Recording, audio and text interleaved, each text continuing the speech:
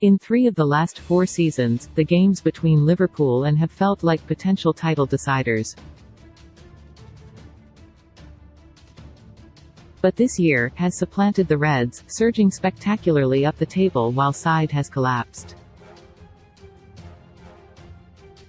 Tonight it will take on in a monumental clash at the Emirates, knowing that victory could take it 6 points clear with a game in hand, but defeat could see its margin wiped out altogether. On the side, the build-up to the game has been dominated by the fallout surrounding Saturday's 1-1 draw with Brentford. Saw its advantage at the top of the table trimmed by 2 points after 74-minute strike earned the visitors a point.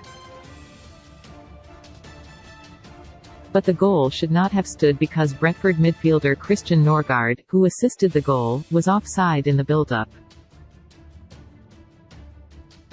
However, the video assistant referee Lee Mason only checked for a potential infringement by Ethan Pinnock as he reviewed the goal, and overlooked Norgard's position.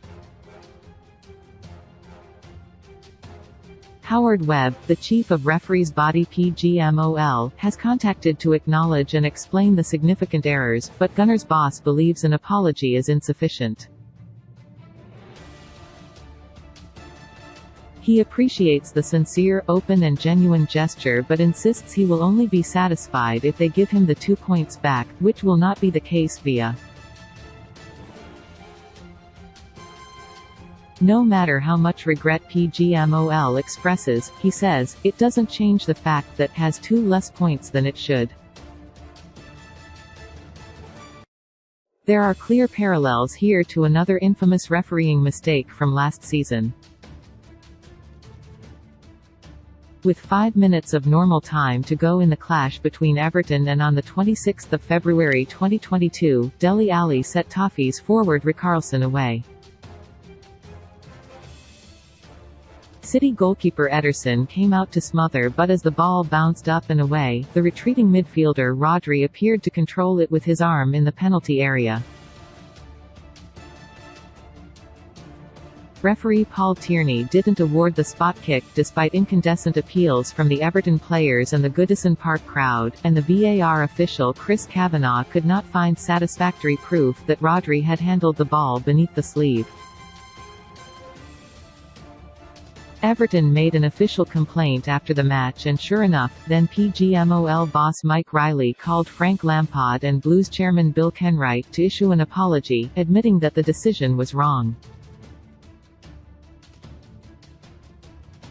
The result took 6 points clear of Liverpool at the top of the table, having played a game more, and, come the end of the campaign, the two teams would be separated by just 1 point.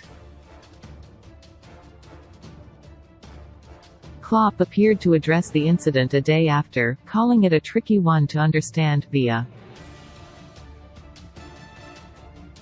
Of course, we can't definitively say whether this would have made the difference in the title race. Had the penalty been awarded and scored, and the game finished 1-1, it would have altered the dynamics of the title race going forward. Things wouldn't have played out in the exact same fashion thereafter. But given that the margins were so excruciatingly fine in that particular race, it's hard not to look back on it as a defining moment. Ought to feel even more aggrieved because the error affected them directly, but the bottom line is the same.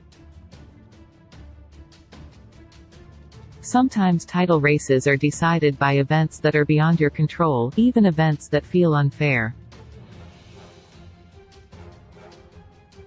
It's ultimately not just the teams involved that determine the outcome. Arteta, who's battling for top spot for the first time in his managerial career, will now be coming to terms with that reality. But the vastly more experienced Klopp has understood it for a long time.